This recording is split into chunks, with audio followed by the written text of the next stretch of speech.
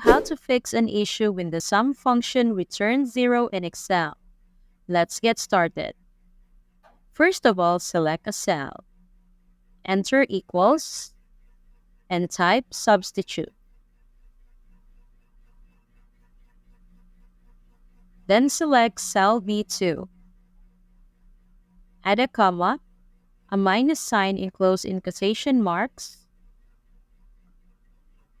another comma, and finally another minus sign enclosed in quotation marks.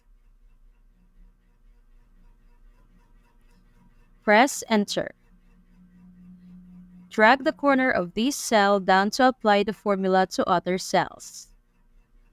After applying the formula, let's use the sum function to add up all these numbers.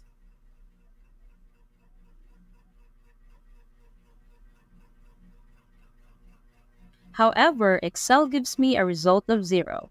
To resolve this, let's select all the cells. Go to the Home tab and change the cell format from General to Number. Unfortunately, the sum function still doesn't work. Instead, you need to convert all these cells into numbers using a function called number value. Here's how. Select the cell, enter equals, then type number value.